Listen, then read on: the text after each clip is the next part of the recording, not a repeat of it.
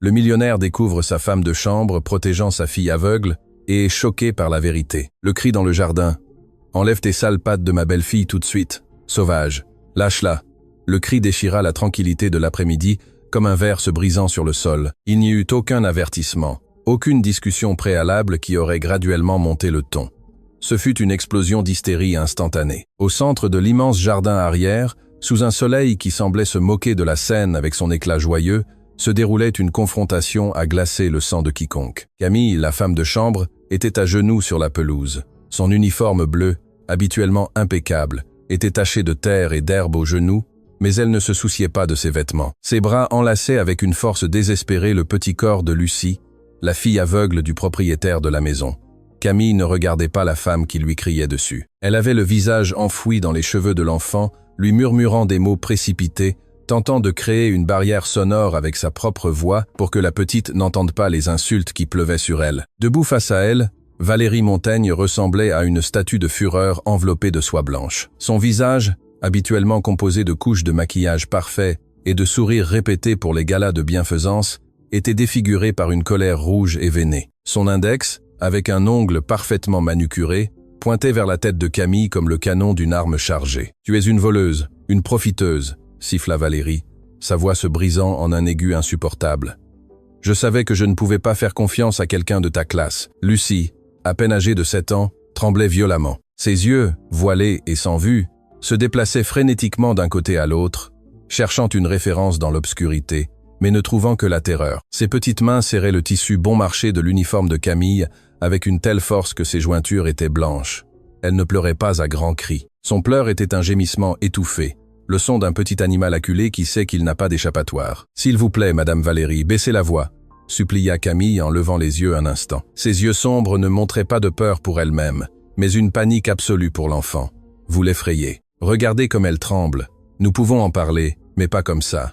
Tu ne me donnes pas d'ordre dans ma future demeure » hurla Valérie, faisant un pas menaçant en avant, levant la main comme pour frapper. « Ne t'avise pas de me dire comment traiter cet enfant. » Ce fut à cet instant précis que les portes vitrées du manoir s'ouvrirent en grand. Robert Delacroix sortit en courant, son téléphone toujours à la main et la veste de son costume déboutonnée. Il avait entendu les cris depuis son bureau, à 3 pièces de distance. Voir Robert, c'était voir un homme qui avait tout à la banque, mais rien dans l'âme. Depuis la mort de sa femme, il était devenu une machine à faire de l'argent, déléguant les affections, embauchant des gens pour qu'ils aiment sa fille à sa place. Il s'arrêta net en voyant la scène. Son cerveau mit quelques secondes à traiter l'image. Sa fiancée, la femme élégante qu'il prévoyait d'épouser dans un mois, était hors d'elle, criant. Et son employé, la femme silencieuse qui lui servait le café, était au sol, protégeant sa fille comme si elles étaient dans une zone de guerre. Que diable se passe-t-il ici? La voix de Robert fut un coup de tonnerre grave qui éclipsa momentanément les cris de Valérie.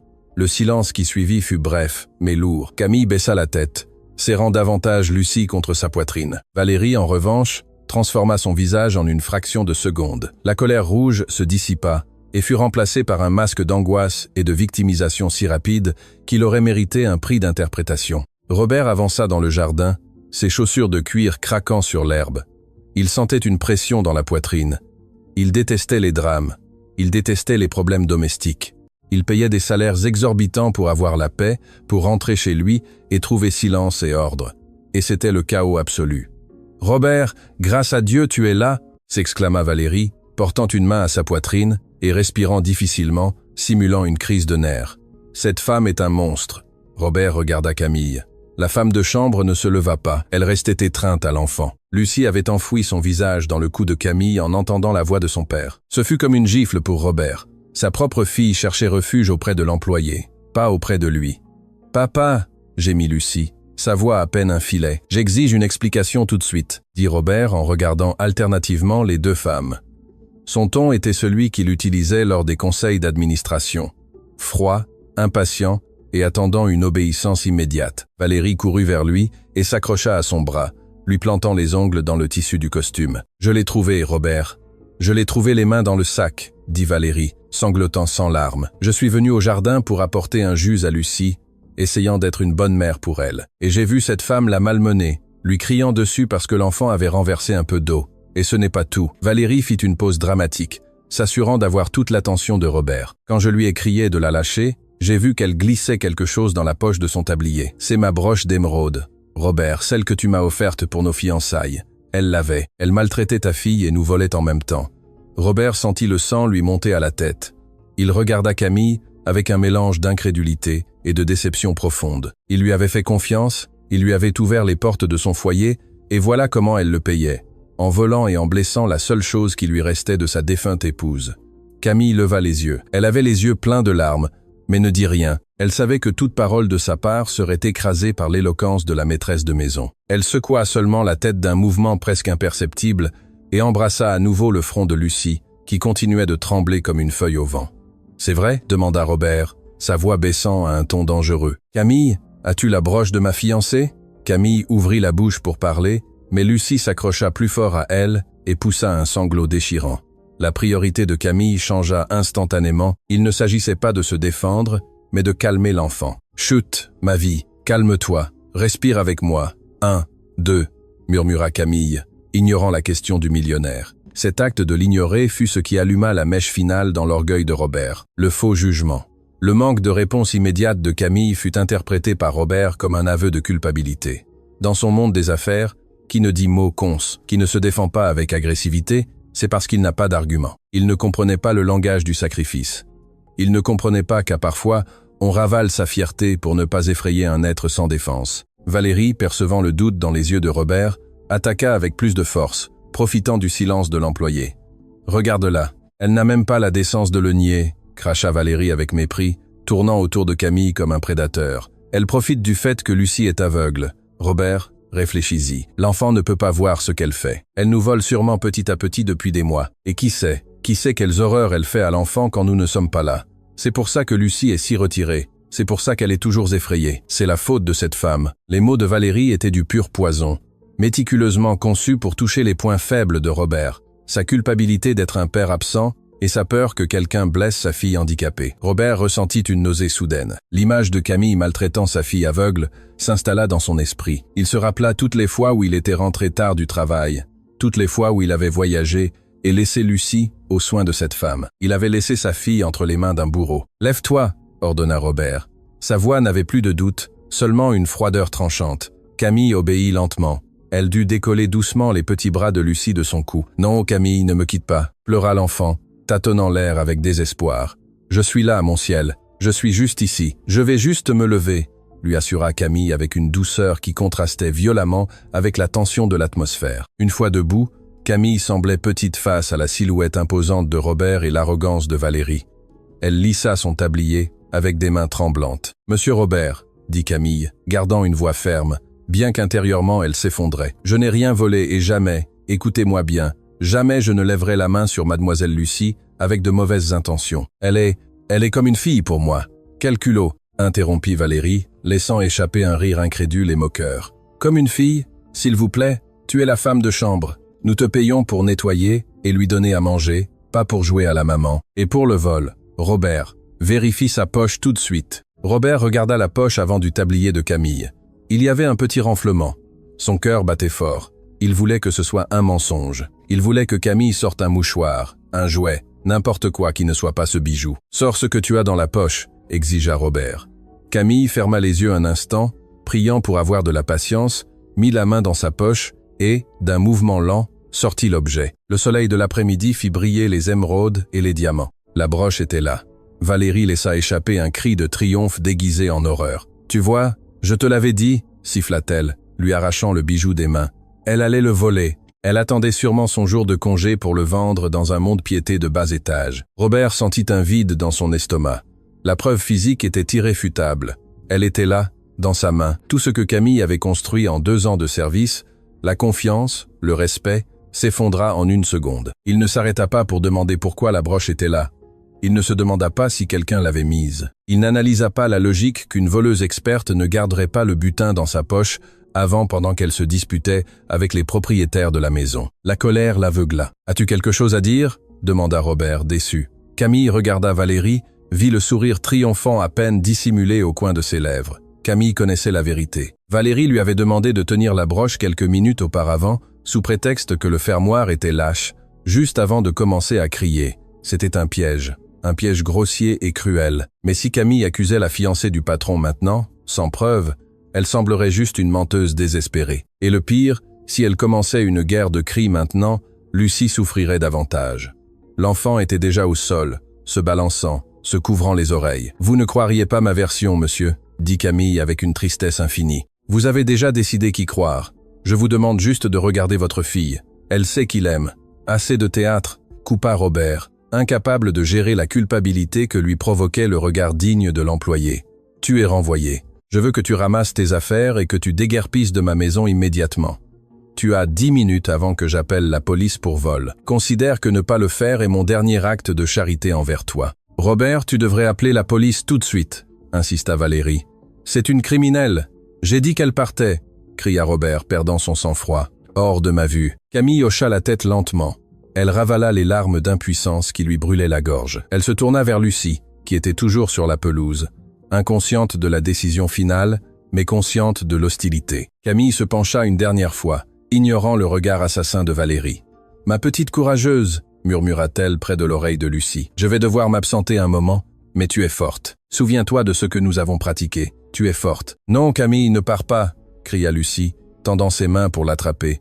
Mais Camille s'était déjà éloignée. Robert observa la femme marcher vers l'entrée de service, la tête haute, malgré l'humiliation. Puis il regarda sa fille, qui pleurait inconsolable dans le jardin parfait, et finalement regarda Valérie, qui remettait déjà la broche sur sa blouse avec un calme effrayant, comme si rien ne s'était passé. « C'est mieux ainsi, mon amour », dit Valérie, s'approchant de Robert et lui caressant le bras. « Tu verras que bientôt nous trouverons quelqu'un de professionnel, quelqu'un qui saura sa place.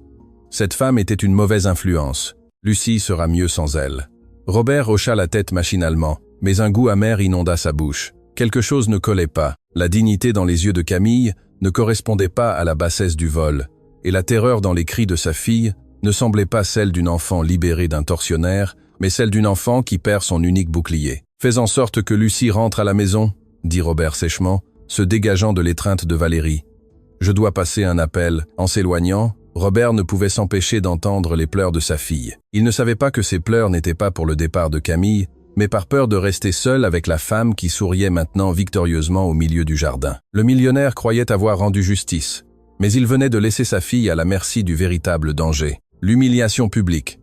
L'ordre de Robert avait été clair, mais pour Valérie, le renvoi ne suffisait pas. Elle avait besoin d'une destruction totale. Elle devait s'assurer que Camille non seulement perde son emploi, mais qu'elle perde toute trace de dignité humaine avant de franchir le portail de sortie. Elle voulait l'effacer de la carte émotionnelle de la famille pour toujours. Pendant que Robert s'éloignait vers son bureau, le téléphone collé à l'oreille, cherchant refuge dans ses affaires pour ne pas affronter le désastre domestique, Valérie resta dans le jardin. Sa posture se détendit, perdant la raideur de la victime effrayée et adoptant l'aisance de celle qui vient de gagner une guerre sans tirer une seule balle réelle. Camille restait debout, s'essuyant les mains sur son tablier taché. Elle ne regardait pas Valérie. Ses yeux étaient fixés sur la petite Lucie, qui était restée assise sur la pelouse, la tête entre les genoux, se balançant rythmiquement. Le « ne pars pas » de l'enfant s'était transformé en un bourdonnement constant, un mantra de terreur qui brisait le cœur. « Qu'attends-tu » La voix de Valérie coupa l'air. Elle ne criait plus. Elle utilisait maintenant un ton bas, venimeux et chargé de mépris. « Attends-tu qu'il revienne et change d'avis ? Ne sois pas ingénu. Robert fait toujours ce que je dis. »« Je veux juste dire au revoir à l'enfant, madame, » répondit Camille d'une voix rauque. Elle fit un pas vers Lucie, mais Valérie s'interposa sur son chemin avec une rapidité féline. « N'y pense même pas » siffla Valérie, poussant Camille par l'épaule. Le contact physique fut léger, mais chargé d'une violence symbolique brutale. « Tu ne vas pas la toucher. Tu ne vas pas lui empoisonner davantage la tête avec tes contes de pauvres victimes. Tu as déjà fait assez de mal en la rendant dépendante de toi. Tu l'as rendue inutile pour assurer ton salaire, n'est-ce pas ?» Camille serra les poings sur les côtés. L'accusation était si vile qu'elle lui brûlait le sang, mais elle savait que toute réaction agressive ne ferait que confirmer les mensonges de Valérie. Elle n'est pas inutile. C'est une enfant brillante qui a besoin d'amour, pas qu'on la traite comme un meuble cassé, dit Camille en soutenant le regard de la femme riche. Valérie laissa échapper un rire sec sans humour. L'amour ? Tu crois que ce que tu lui donnes est de l'amour ? Tu es une femme de chambre, Camille. Tu es remplaçable. Demain, il y aura une autre femme en uniforme bleu pour lui nettoyer la bouche et l'emmener aux toilettes. Et dans une semaine, cette sale gamine ne se souviendra même pas de ton nom. C'est comme ça que fonctionne le monde des gens comme nous. Et les gens comme toi, eh bien, vous ne faites que passer. Vous êtes des fantômes. À ce moment, D'autres employés de la maison commencèrent à apparaître aux fenêtres et à la porte de service. Le jardinier, la cuisinière et le chauffeur observaient la scène avec un mélange de peur et de curiosité. Personne n'osait intervenir. Le pouvoir de Valérie dans la maison était absolu et tous craignaient pour leur propre emploi. Valérie, remarquant l'audience, décida d'élever la mise. Elle voulait un spectacle. « Attention tout le monde !» cria Valérie en se tournant vers le personnel. « Je veux que vous regardiez bien cette femme. Nous l'avons attrapée en train de voler. Elle a trahi la confiance de Monsieur Robert. Que cela vous serve de leçon. Ici, nous ne tolérons pas les rats. » Camille sentit la honte lui monter au cou jusqu'aux oreilles. C'étaient ses collègues, des gens avec qui elle avait partagé des cafés et des confidences. Maintenant, il la regardait avec doute. La calomnie, prononcée avec tant d'assurance par une femme de la haute société, avait un poids dévastateur. « Ce n'est pas vrai », murmura Camille.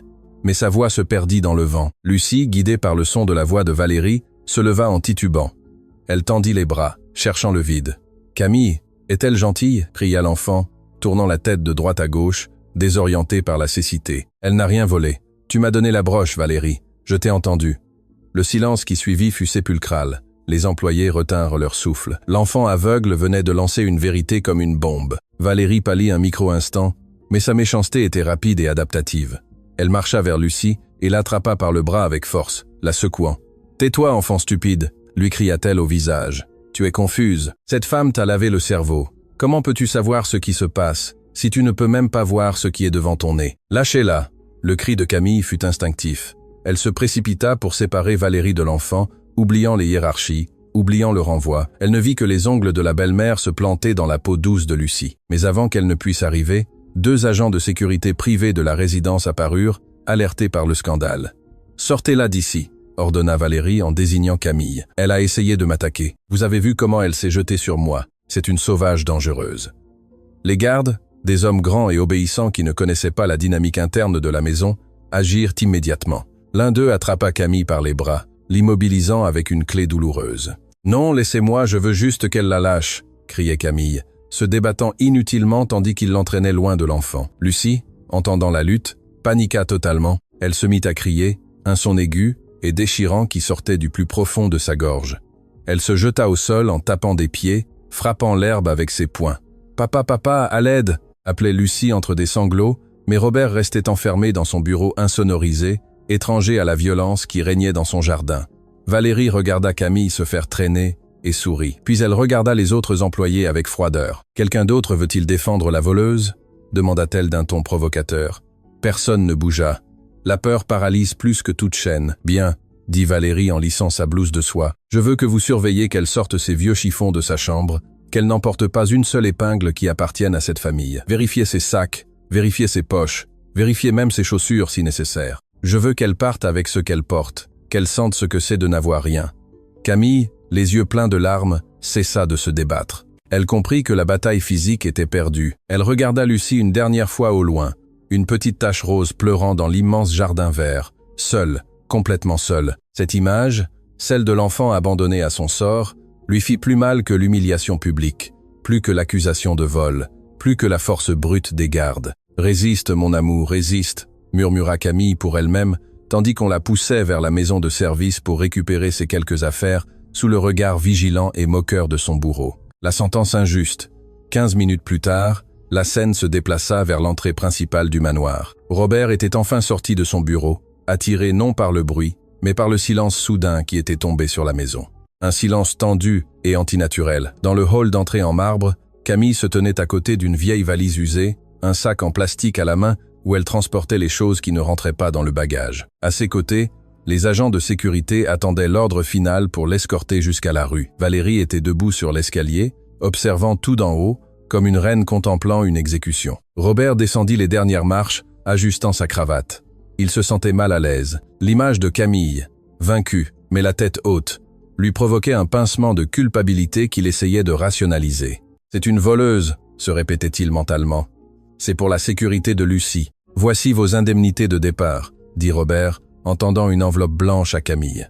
Il y avait mis plus d'argent que ce qui était dû légalement. C'était sa façon d'acheter sa propre tranquillité, de laver sa conscience avec des billets. « C'est pour votre temps de service. Prenez-le et partez. » Camille regarda l'enveloppe. Elle pouvait en voir l'épaisseur. Cet argent lui aurait permis de vivre des mois, d'aider sa famille malade au village, mais le prendre aurait été comme accepter un pot de vin pour son silence. Lentement, Camille leva la main. Robert pensa qu'elle allait prendre l'enveloppe, mais elle, d'un mouvement doux, repoussa sa main. « Je ne veux pas de votre argent, monsieur Robert », dit Camille d'une voix ferme, résonnant dans le hall aux hauts plafonds. « Mon travail ici ne se payait pas avec de l'argent, il se payait avec le sourire de votre fille, la seule lumière dans cette maison si sombre. Gardez vos billets, utilisez-les pour acheter quelqu'un qui supportera les mensonges de votre fiancé, car l'amour ne s'achète pas. » Robert resta de glace avec l'enveloppe suspendue en l'air. Personne ne lui avait jamais refusé de l'argent, et personne ne lui avait jamais parlé avec une telle vérité brutale. « Quelle insolente !» cria Valérie depuis l'escalier. « En plus de voleuse, elle est orgueilleuse. Chasse-la tout de suite, Robert. » À ce moment, on entendit un coup sourd, et le son métallique d'une canne heurtant le sol. Lucie apparut dans le couloir qui menait au jardin. Elle marchait seule, trébuchant sur les meubles, les cheveux en désordre et le visage gonflé de tant de pleurs. Elle avait réussi à échapper à la surveillance de la cuisinière. « Camille !» cria l'enfant, tendant les mains. « J'entends ta voix. Ne pars pas. » Robert regarda sa fille. Elle était pieds nus, vulnérable, un petit désastre émotionnel. Son instinct paternel s'activa un instant. « Lucie, retourne dans ta chambre », dit Robert en essayant d'être autoritaire, mais sa voix vacilla. « Non. » Lucie avança, se cognant la hanche contre une table d'appoint, mais sans s'arrêter. « Papa, s'il te plaît, ne la renvoie pas. Elle est mes yeux. Elle me protège des monstres. Valérie est méchante. Valérie me pince. » Robert regarda Valérie. La femme descendit l'escalier avec une expression de tristesse théâtrale. « Oh, Robert, regarde ce que cette femme a fait, » dit Valérie en secouant la tête. « Elle a tellement manipulé la pauvre enfant qu'elle invente maintenant des choses horribles sur moi. C'est un cas classique d'aliénation parentale. Lucie est malade, Robert. Son esprit est aussi fragile que ses yeux. Elle a besoin de discipline et de structure. Pas d'une femme de chambre qui lui remplit la tête de fantasmes et de peurs. » Robert regarda Camille, puis Valérie, et finalement sa fille qui s'accrochait à la jambe de la femme de chambre comme un naufragé à une planche. Le conflit interne était évident. Une partie de lui savait que Lucie ne mentait pas. Les enfants ne mentent pas ainsi. Mais admettre cela signifiait admettre qu'il avait mis une maltraitante dans son lit et dans sa vie. Cela signifiait admettre qu'il était un échec en tant que père et en tant qu'homme. Et Robert était trop orgueilleux pour accepter cet échec. Il était plus facile de croire le mensonge confortable que la vérité douloureuse. Il décida de fermer les yeux à la réalité une fois de plus. « Séparez-les », ordonna Robert d'une voix morte. « Non, papa », siffla Lucie tandis qu'un des gardes la soulevait dans ses bras pour l'éloigner de Camille. Camille ne lutta pas cette fois. Elle savait que la violence n'effrayerait que davantage l'enfant. Elle se pencha rapidement avant qu'on ne l'éloigne tout à fait et embrassa la petite main de Lucie qui se tendait vers elle. « Je t'aime, ma vie. Sois courageuse. Souviens-toi que tu es forte. Ne laisse pas éteindre ta lumière, » murmura Camille avec urgence. « Sortez-la » hurla Robert, incapable de supporter la scène une seconde de plus. La douleur dans la poitrine était insupportable, mais son orgueil était une armure lourde. Les gardes poussèrent Camille vers la porte principale. Le lourd portail de chêne s'ouvrit. Le soleil de l'après-midi dehors contrastait avec l'air froid de la climatisation à l'intérieur. Camille fit un pas vers le seuil, s'arrêta et tourna la tête pour regarder Robert une dernière fois. Il n'y avait pas de haine dans son regard, seulement une peine profonde, une immense pitié pour l'homme riche qui était si pauvre d'esprit. « Attention, monsieur Robert », dit Camille, et sa voix sonna comme une prophétie. « La cécité de votre fille est physique et elle a un remède dans le cœur, mais votre cécité est de l'âme, et c'est celle qui va détruire cette famille si vous n'ouvrez pas les yeux bientôt. »« Dehors !» cria Valérie, laissant échapper un rire nerveux. Le portail se referma d'un coup sec, définitif, comme le maillet d'un juge prononçant sa sentence. À l'intérieur de la maison, le bruit de la fermeture résonna sur les murs. Lucie poussa un cri de douleur pure, un son qui ne semblait pas humain, puis resta silencieuse, flasque dans les bras du garde, comme si son esprit était sorti par la porte avec Camille. Robert resta à regarder le bois sculpté de la porte fermée. L'enveloppe d'argent était toujours dans sa main, froissée. Il se sentait sale. Il regarda Valérie, qui soupirait de soulagement et se recoiffait. « Enfin », dit Valérie en souriant. « Maintenant, nous pourrons repartir de zéro, mon amour. Je chercherai un excellent internat pour Lucie, un endroit où elle apprendra à se comporter, ce sera le mieux pour tout le monde. » Le mot « internat » frappa Robert, mais il ne dit rien. Il était paralysé. Il venait de commettre la plus grande erreur de sa vie et, au fond de son estomac, une voix sombre lui murmurait qu'il était déjà trop tard pour la réparer. Mais le destin, capricieux et cruel, était sur le point de lui montrer que le cauchemar ne faisait que commencer. La sentence avait été prononcée, mais le vrai jugement, le jugement divin, était à venir. Le point de rupture. Le bruit du portail de chêne se refermant ne marqua pas la fin du conflit, mais le début de la véritable catastrophe. À l'instant précis où le bois scella l'entrée, laissant Camille dehors, le corps de la petite Lucie, qui pendait flasque dans les bras de l'agent de sécurité, commença à convulser. Ce ne fut pas un mouvement subtil, ce fut une secousse violente, électrique, terrifiante. Les yeux de l'enfant se révulsèrent, et un filet de mousse commença à sortir de ses lèvres. Le stress extrême, la panique et la douleur de la séparation avaient fait s'effondrer son petit système nerveux. « Monsieur, l'enfant !» cria le garde, un homme robuste, entraîné à maîtriser les intrus, mais complètement impuissant face à la fragilité d'une enfant malade. Son visage reflétait la terreur pure de celui qui tient une vie qui s'échappe entre ses doigts. Robert, qui était encore en train de digérer le départ de Camille, se retourna en entendant le cri.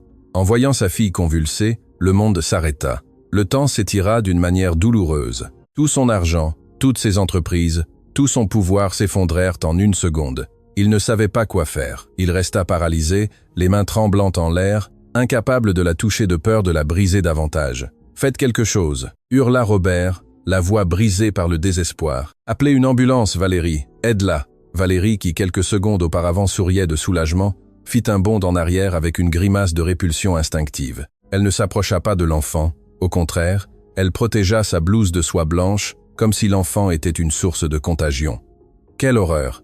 siffla Valérie en se couvrant la bouche. « Pose-la au sol. Ne me salis pas le tapis. Que quelqu'un apporte un chiffon. » La réaction de Valérie fut si froide, si dénuée d'instinct maternel, qu'elle frappa Robert comme un coup de marteau dans la conscience, mais la panique ne lui laissa pas le temps de la traiter. Le garde, maladroit et effrayé, tenta de déposer l'enfant sur le sol de marbre froid. « Ne la frappe pas !» cria Robert en s'agenouillant à côté de sa fille, ne sachant s'il devait lui tenir la langue, l'embrasser ou courir. Il se sentait l'homme le plus impuissant de la terre. Ce fut alors que des coups résonnèrent à la porte principale. Ce n'étaient pas des coups de quelqu'un qui demandait à entrer, c'étaient des coups de quelqu'un qui abattait une barrière. « Ouvrez la porte !» Le cri de Camille de l'extérieur s'infiltra à travers le bois massif. « Je sais ce qu'elle a. Laissez-moi entrer ou elle va s'étouffer. » Camille n'était pas partie. En entendant le silence soudain suivi des cris de panique, son instinct de mère, car c'était ce qu'elle était, une mère sans lien de sang, l'avait clouée sur le seuil. Elle savait que Lucie souffrait de crises nerveuses sévères. Elle savait exactement quoi faire.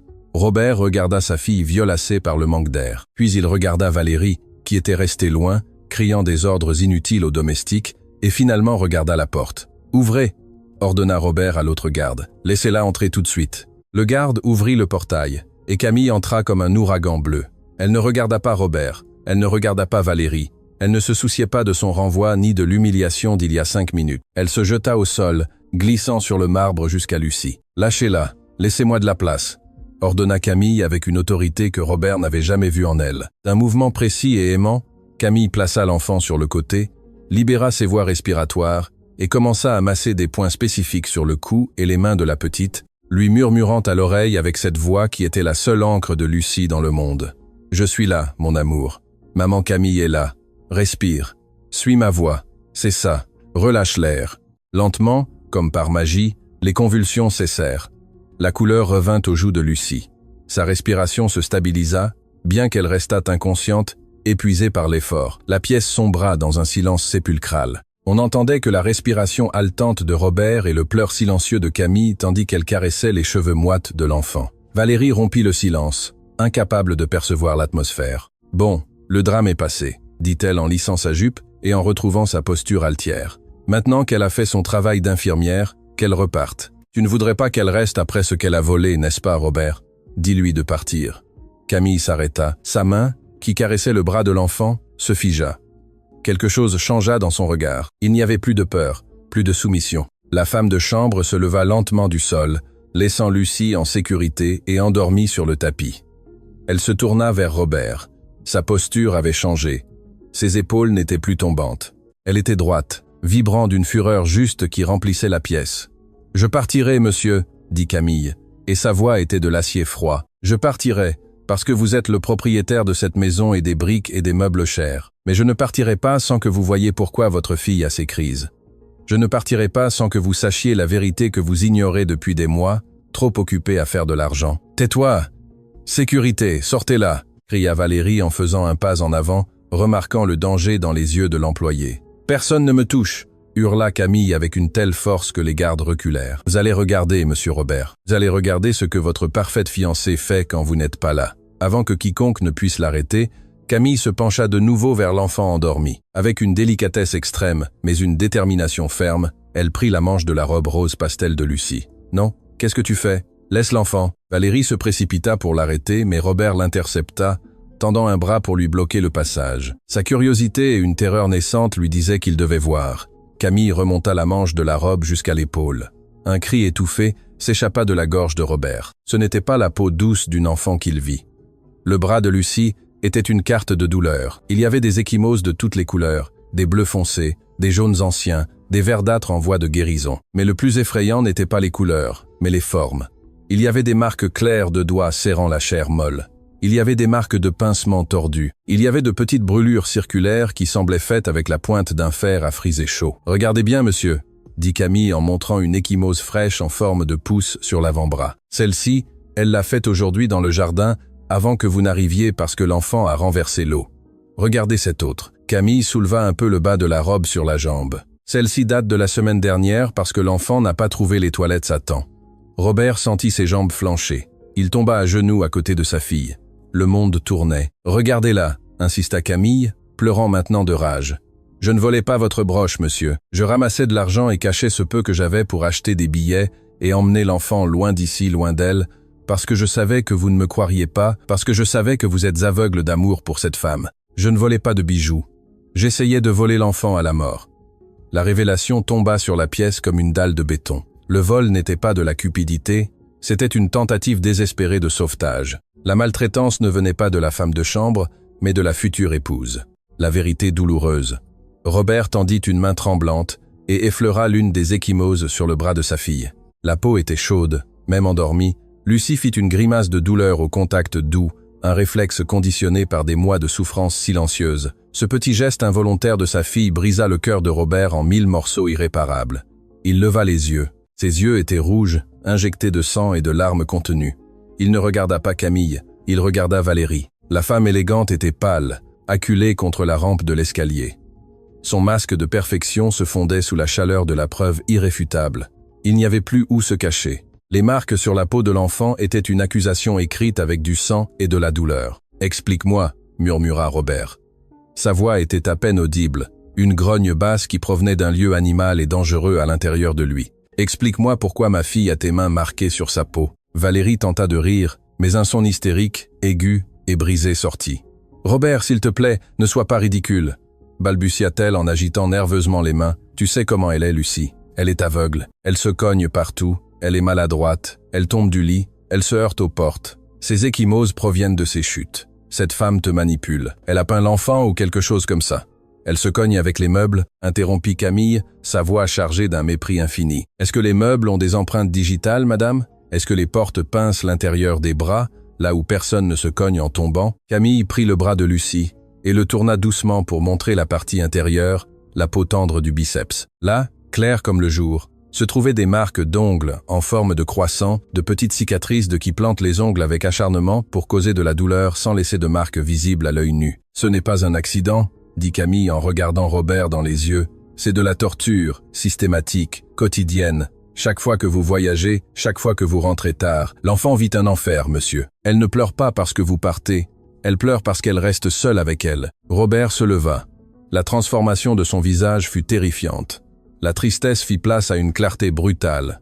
Soudain, toutes les pièces du puzzle s'emboîtèrent. Le comportement retiré de Lucie, son manque d'appétit, sa peur des bruits forts, l'insistance de Valérie à l'envoyer dans un internat spécialisé. Elle ne voulait pas l'éduquer. Elle voulait se débarrasser de la preuve. Elle voulait éliminer le problème pour profiter de l'argent sans charge. « Tu disais que tu l'aimais comme une fille » dit Robert en avançant vers Valérie pas à pas, lentement, comme un prédateur acculant sa proie. Valérie recula jusqu'à heurter le mur. « Elle laisse. J'ai essayé » cria Valérie, perdant son sang-froid, laissant échapper sa vraie nature. « Mais c'est impossible. C'est un fardeau, Robert. Regarde-la. C'est une inutile. Elle casse tout, salit tout, a toujours besoin d'aide. Tu n'as pas à t'en occuper toute la journée. Tu vas à ton bureau de luxe. C'est moi qui dois supporter ses baves et ses yeux morts me regardant. » Le silence qui suivit ces mots fut assourdissant. Valérie se couvrit la bouche avec les mains en réalisant ce qu'elle venait de confesser. Dans son désespoir, elle avait dit la vérité. Elle avait révélé la haine profonde qu'elle ressentait pour l'enfant. Robert s'arrêta à un demi-mètre d'elle. Il pouvait sentir son parfum cher. Ce même parfum qui lui semblait auparavant enivrant et qui maintenant lui soulevait l'estomac. « Ses yeux morts ?» répéta Robert, ressentant une douleur aiguë dans la poitrine. « C'est comme ça que tu la vois? Comme une chose cassée ?»« Robert, comprends !» supplia Valérie en essayant de le toucher. « Je l'ai fait pour nous. Pour que nous ayons une vie normale, cet enfant nous empêche d'être heureux. Elle a besoin d'être dans un endroit avec des gens comme elle, loin des gens décents. Je protégeais notre avenir. » « Gens décents ?» Robert laissa échapper un rire amer qui n'atteignit pas ses yeux. « La seule personne décente dans cette maison vient d'être traînée par mes gardes et accusée de voleuse alors qu'elle sauvait la vie de ma fille. » Robert se tourna brusquement, tournant le dos à Valérie, incapable de la regarder une seconde de plus sans perdre le contrôle physique. Il revint vers Camille, qui était toujours agenouillée sur le sol, veillant sur le sommeil de Lucie comme une lionne blessée. Le millionnaire regarda la femme de chambre. Il la regarda vraiment pour la première fois depuis des années. Il ne vit pas l'uniforme taché, ni les cheveux en désordre, ni les mains cailleuses. Il vit la dignité, il vit l'amour inconditionnel qu'il n'avait pas su donner.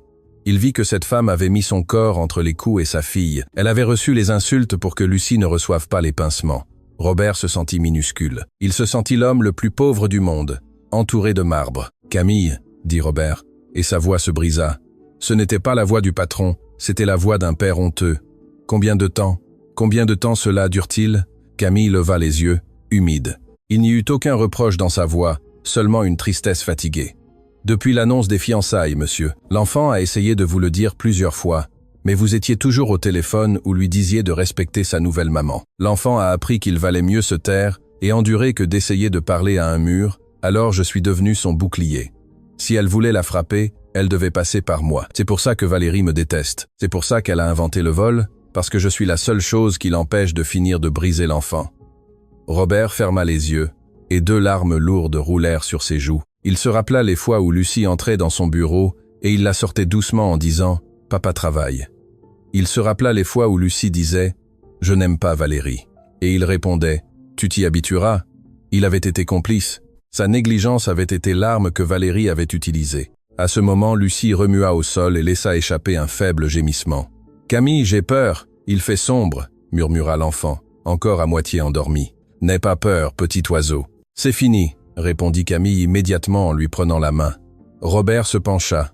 Il voulait toucher sa fille. Il voulait la consoler, mais il sentait qu'il n'en avait pas le droit. Ses mains étaient tachées par la culpabilité. « Camille », dit Robert en fixant la femme humble, « lève-la s'il te plaît, emmène-la dans ma chambre. C'est la seule avec une serrure de sécurité. Enferme-toi avec elle. Que personne n'entre. » « Et vous ?» demanda Camille, surprise par l'ordre. Robert se leva et ajusta sa veste. Son visage avait de nouveau changé. La douleur s'était cristallisée en une détermination froide et absolue.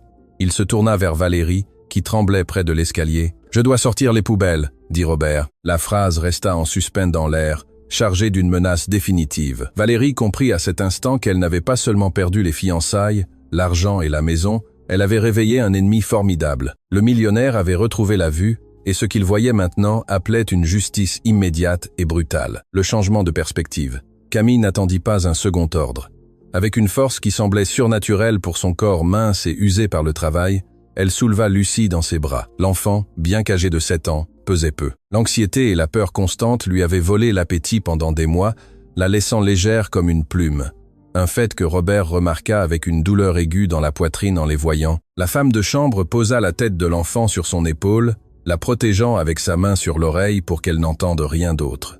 Camille marcha vers l'escalier de marbre. Ses chaussures vieilles et usées faisaient un contraste visuel violent avec l'opulence de la maison. Mais à ce moment, elle marchait avec plus de royauté que n'importe quelle reine. Elle montait les marches avec la dignité de celle qui sait qu'elle porte le trésor le plus précieux du royaume dans ses bras. Robert resta immobile au centre du hall, suivant du regard l'ascension de la femme qu'il avait renvoyée moins d'une demi-heure auparavant. Il observa Camille murmurer des choses douces à l'oreille de Lucie, comment elle embrassait son front, comment sa seule présence semblait agir comme un sédatif pour le système nerveux brisé de sa fille. Pour la première fois, le voile d'or qui couvrait les yeux de Robert tomba complètement. Il regarda autour de lui. Il vit les vases importés, les tableaux originaux sur les murs, les tapis persans, tout ce pourquoi il travaillait 12 heures par jour, et soudain tout lui sembla du gaspillage, du gaspillage froid et inutile. Aucun de ces objets ne pouvait embrasser Lucie quand elle faisait des cauchemars. Aucun de ses comptes bancaires ne pouvait sécher ses larmes. Il avait construit un château de verre, mais avait laissé sa fille vivre dans une prison de glace. Robert, la voix de Valérie rompit sa transe. Robert baissa le regard de l'escalier vers la femme qui se tenait à quelques mètres de lui. Valérie était en train de se recoiffer devant le miroir du hall, essayant de recomposer son image parfaite. Elle essuyait une tache imaginaire sur sa blouse de soie, comme si le contact avec la réalité sale de la maladie de Lucie l'avait contaminée. Le contraste fut brutal. Robert regarda les mains de Valérie. Manucure française impeccable, peau douce, ornée de bagues en diamant, des mains qui n'avaient jamais travaillé, des mains qui ne savaient que demander et pointer, des mains qui, maintenant il le savait, étaient capables de pincer la peau tendre d'une enfant aveugle jusqu'à laisser des marques. Puis, il se rappela les mains de Camille, rouges à cause du détergent, aux ongles courts, rugueuses. Mais ces mains rugueuses étaient celles qui tenaient sa fille avec une tendresse infinie. Ses mains sales étaient les seules propres dans toute cette maison. Une vague de nausée l'envahit. Il réalisa qu'il avait été sur le point d'épouser un monstre déguisé en princesse, tout en traitant comme des ordures l'ange qui maintenait sa fille en vie. « Tu vas la laisser monter dans ta chambre ?» demanda Valérie, se tournant vers lui avec une grimace de dégoût, retrouvant déjà son ton habituel de supériorité, maintenant que le danger immédiat de la convulsion était passé. « Ce lit a des draps de coton égyptien, Robert. L'enfant bavait, et cette femme sent la cuisine. Elles vont ruiner l'ambiance. » Robert la fixa. Il ne cligna pas des yeux. Son cerveau reproduisait chaque instant des 6 derniers mois. « Lucie n'a pas voulu manger aujourd'hui. Elle est si capricieuse, » disait Valérie. « Mensonge. Lucie avait peur de manger parce qu'elle la critiquait. Lucie est tombée dans les escaliers. Elle est si maladroite, » disait Valérie. Mensonge, elle l'avait poussée. La pensée lui glaça le sang. « Nous devrions l'envoyer en Suisse. Il y a un excellent internat où elle ne nous dérangera pas, ou plutôt, où elle apprendra, » insistait Valérie. Tout avait été un plan froid et calculé pour isoler l'enfant, pour l'éliminer de l'équation. Et lui, Robert, le grand homme d'affaires, le requin financier, avait été l'idiot utile, avait été le complice silencieux de la torture de sa propre fille. La culpabilité se transforma en quelque chose de plus dense, de plus chaud. Une fureur volcanique commença à monter de ses pieds, remplissant chaque centimètre de son corps. Ce n'était pas seulement de la colère, c'était un besoin primitif de détruire la menace. Robert marcha lentement vers la petite table où Valérie avait laissé son sac de créateur. Sans dire un mot, il le prit et le retourna. Le contenu tomba sur le sol de marbre avec un vacarme de cosmétiques, de clés et du téléphone portable. « Qu'est-ce que tu fais ?» siffla Valérie surprise. « Ce maquillage est hors de prix, tu es devenu fou. » Robert donna un coup de pied aux objets, les dispersant, cherchant quelque chose du regard. Il ne le trouva pas là. Alors il se rappela, il s'approcha de Valérie. Elle recula d'un pas, intimidée par l'obscurité qu'il y avait dans les yeux de son fiancé. « La broche », dit Robert. Sa voix était si basse que Valérie dut faire un effort pour l'entendre, mais le ton était si menaçant qu'il lui hérissa la peau. « Quoi ?» demanda-t-elle en faisant semblant de ne pas comprendre. « La broche que Camille a volée. Donne-la-moi. » Valérie porta la main à sa poitrine instinctivement, protégeant le bijou qu'elle avait récupéré quelques minutes auparavant. « Je l'ai déjà, mon amour. Elle est en sécurité. Ne t'inquiète pas pour ça. C'est passé. L'important est que nous nous débarrassions de cette racaille et que nous cherchions une aide professionnelle pour l'enfant. Je connais une agence d'infirmières qui... »« Donne-la-moi » répéta Robert en tendant la main, la paume ouverte. Ce n'était pas une demande, c'était un ordre militaire. Valérie, tremblante, détacha le bijou de sa blouse et le déposa dans la main de Robert. Il serra le poing autour des émeraudes avec tant de force que les bords métalliques s'enfoncèrent dans sa peau. Il sentit la douleur physique et la remercia. Il avait besoin de sentir quelque chose de réel pour ne pas perdre la tête. « Ce bijou, » dit Robert en regardant la broche, « vaut plus que le salaire de Camille de 5 ans. Et tu as accusé une femme qui n'a rien, une femme qui envoie chaque centime à sa famille de voler ça, juste pour masquer le fait que tu torturais une enfant aveugle. » Robert leva les yeux et les planta dans ceux de Valérie. « Tu es pauvre, Valérie. Tu es la femme la plus pauvre que j'ai jamais rencontrée de ma vie. » La fureur du père. L'offense frappa Valérie à son point le plus faible, son ego. Elle, qui se vantait de son lignage, de son nom de famille, de son élégance, ne pouvait tolérer d'être qualifiée de pauvre. Son masque de victime se brisa définitivement, laissant apparaître la laideur qu'elle cachait dessous. « Pauvre !» cracha Valérie, se redressant et retrouvant son arrogance venimeuse. « C'est moi qui t'ai donné de la classe, à toi et à ta famille de nouveaux riches. C'est moi qui ai essayé de mettre de l'ordre dans ce zoo que tu appelles foyer. Tu devrais me remercier. J'ai essayé d'éduquer cet enfant sauvage, parce que tu es trop lâche pour admettre qu'elle est sortie défectueuse. L'air de la pièce sembla se figer. Le mot « défectueuse » résonna sur les murs. Robert sentit un bourdonnement dans les oreilles. Il fit un pas vers elle, raccourcissant dangereusement la distance. « Répète-le » défia Robert. Sa voix tremblait, non pas de peur, mais de l'effort surhumain qu'il faisait pour ne pas lui mettre les mains dessus. « Répète ce que tu viens de dire de ma fille. » Valérie, se sentant acculée, et sachant que son rôle de fiancée douce ne servait plus, décida de jouer sa dernière carte, la vérité brutale. Elle pensa que si elle montrait à Robert la réalité pratique, lui, en homme d'affaires, comprendrait. « C'est la vérité, Robert !» cria-t-elle en agitant hystériquement les mains. « Regarde-la, elle a 7 ans et elle ne peut rien faire seule. Elle surine dessus et elle a peur. Elle crie, elle pleure, elle casse des choses. Tu crois que c'est une vie? Tu crois que moi, une femme jeune et belle, je mérite de passer mes journées à nettoyer des morves et à guider une aveugle dans le jardin? Je vais t'épouser pour voyager, pour profiter de la vie, pas pour être la nounou de ton erreur génétique. » Robert ferma les yeux un instant. La confession était atroce, mais en même temps libératrice. Il n'y avait plus de doute, il n'y avait plus de peut-être que j'exagère. Il avait l'ennemi en face, et l'ennemi venait de déclarer la guerre à son sang. « Ma fille n'est pas une erreur », dit Robert en ouvrant les yeux. Maintenant, ils étaient secs, froids comme l'acier. « Ma fille est une enfant qui a perdu sa mère, a perdu sa vue, et a failli perdre son père parce qu'il était trop occupé à acheter des bijoux pour un serpent. Mais c'est fini. » Robert mit la main dans la poche de sa veste et en sortit une petite boîte de velours qu'il y avait depuis le matin. Il allait lui faire un cadeau surprise ce soir-là. Des boucles d'oreilles assorties à la bague de fiançailles. Il regarda la boîte puis la lança avec mépris dans un coin de la pièce sans même l'ouvrir. « C'est fini, Valérie. Toutes les fiançailles, le mariage, ta vie dans cette maison. Je veux que tu partes maintenant. » Valérie laissa échapper un rire nerveux, incrédule. « Tu ne peux pas être sérieux, » dit-elle en croisant les bras. « Tu vas me chasser ? Pourquoi? Pour des ecchymoses? Les enfants tombent. Robert, tu n'as pas de preuve que c'était moi? Si tu vas devant un juge, je dirai que c'était la femme de chambre. Je dirai qu'elle m'a tendu un piège. Qui crois-tu qu'ils croiront? Valérie Montaigne ou une personne insignifiante sans éducation?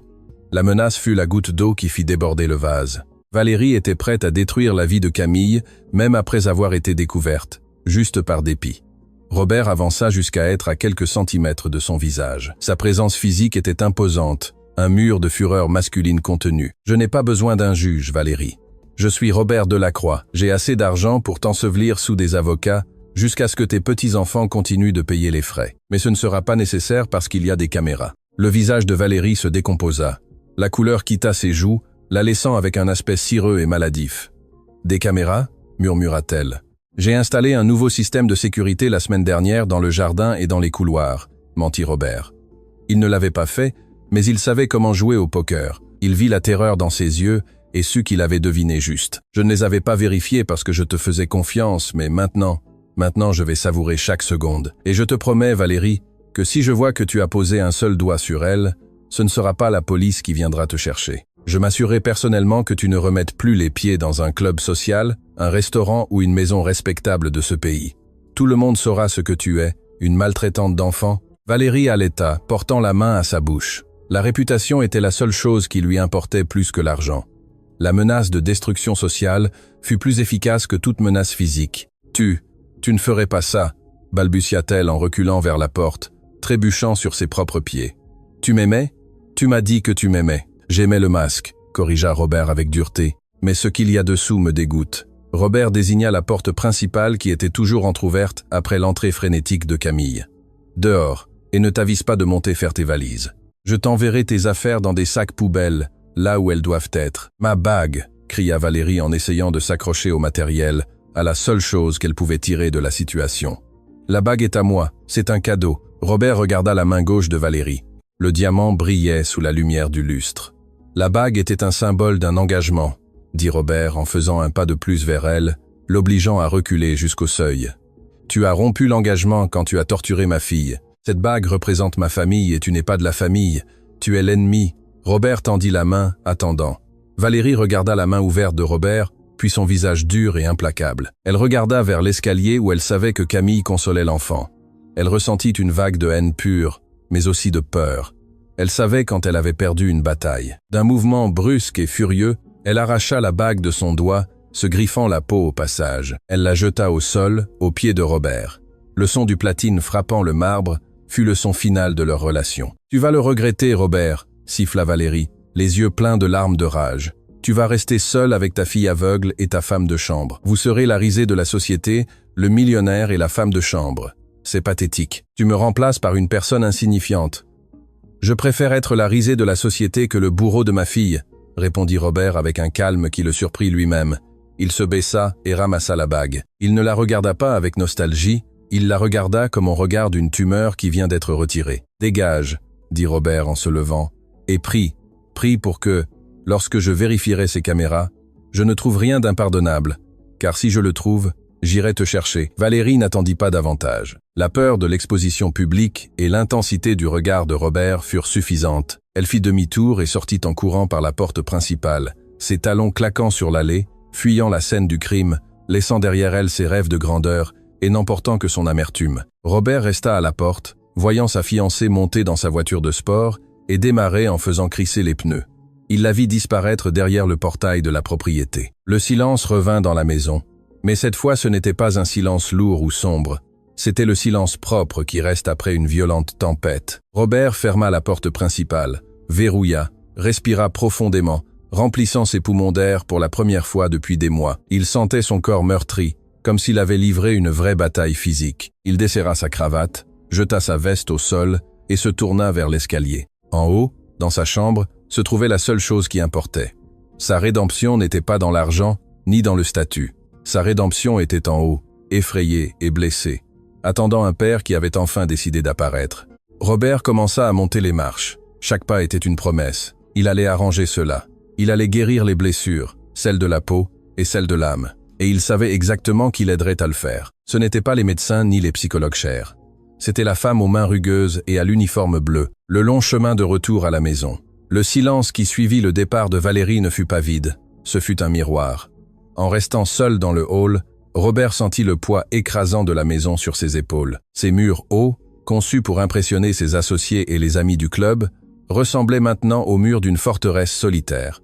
Il leva les yeux vers la rampe du premier étage. Le chemin vers la chambre principale ne lui avait jamais semblé si long ni si raide. Robert commença à monter. Ses jambes, habituées à courir des marathons corporatifs et à jouer au tennis les week-ends, pesaient comme s'il portait du plomb dans ses chaussures. Chaque escalier était un jugement. Premier escalier. Il se rappela le premier anniversaire de Lucie, après la mort de sa mère. Il avait acheté une poupée géante, mais il n'était pas là pour la voir l'ouvrir. Il avait une réunion. Deuxième escalier. Il se rappela quand Lucie perdit la vue après l'accident. Il avait payé les meilleurs spécialistes d'Europe, mais n'avait pas tenu sa main pendant les pansements. Valérie lui avait dit qu'il valait mieux ne pas la gâter. Troisième escalier. Il se rappela le jour où il avait embauché Camille. Il ne l'avait même pas interviewée lui-même. C'était sa secrétaire. « Assure-toi juste qu'elle soit propre et bon marché », avait-il dit. Arrivé au palier de l'étage, Robert s'arrêta pour reprendre son souffle. Ce n'était pas de la fatigue physique, c'était l'épuisement spirituel d'un homme qui réalise qu'il a couru dans la mauvaise direction pendant des années. Il marcha dans le couloir. La porte de sa chambre était fermée. De l'intérieur, on n'entendait pas de pleurs hystériques, mais un murmure doux, rythmique, une berceuse. Une vieille chanson de village qui n'avait rien à voir avec la musique classique que Valérie insistait à mettre dans la maison pour cultiver l'ambiance. Robert posa sa main sur la poignée de la porte, mais ne la tourna pas immédiatement. Il eut peur, une peur paralysante. Lui, qui négociait des fusions de millions sans scier, tremblait à l'idée d'affronter la femme qu'il avait renvoyée et la fille qu'il avait abandonnée émotionnellement. Il se sentait un intrus, un étranger qui avait besoin de permission pour entrer dans le sanctuaire qu'elles avaient construit. Il tourna lentement la poignée et poussa la porte. La scène qu'il trouva le désarma. La chambre était dans la pénombre, éclairée seulement par la lumière dorée du crépuscule qui filtrait par les rideaux entr'ouverts. Lucie était allongée au centre de l'immense lit conjugal, ce lit où Robert dormait seul et froid. Mais maintenant, le lit semblait chaud. Camille était assise au bord, non pas sur une chaise distante, mais sur le matelas, le corps courbé sur l'enfant, lui caressant le front avec une constance hypnotique. En entendant la porte, Camille se tendit. Son instinct de femme de chambre s'activa. « Tu ne dois pas être assise sur le lit du patron. » Elle fit le geste de se lever rapidement, de baisser la tête, de retourner à sa place invisible. Mais Lucie, sentant le mouvement, laissa échapper un gémissement de panique et serra la main de Camille avec ses deux mains. « Ne pars pas », supplia l'enfant. Camille se figea à mi-chemin, prise entre le devoir imposé et l'amour choisi. Elle regarda Robert avec des yeux grands, attendant la réprimande, attendant l'ordre de sortir, attendant la fin. « Ne te lève pas », dit Robert. Sa voix sortit rauque, méconnaissable. Il s'éclaircit la gorge et essaya de nouveau, plus doucement. « S'il te plaît, Camille, ne te lève pas. Reste là. » Camille le regarda avec méfiance. Elle avait vu la fureur de Robert en bas. Elle avait vu comment il avait chassé sa fiancée.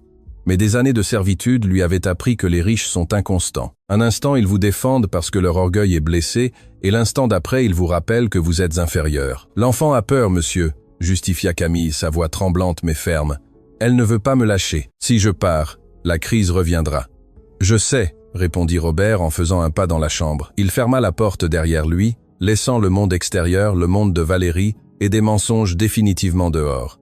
Il avança vers le lit. Lucie se tendit en entendant les pas lourds sur le tapis. Elle tourna son visage aveugle vers le son, ses yeux blancs cherchant un signe de danger. « Papa ?»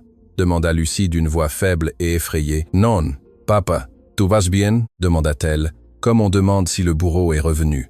Ce ton de peur brisa le dernier morceau de l'armure de Robert. « Oui, Lucie, c'est moi », dit-il en s'arrêtant au pied du lit.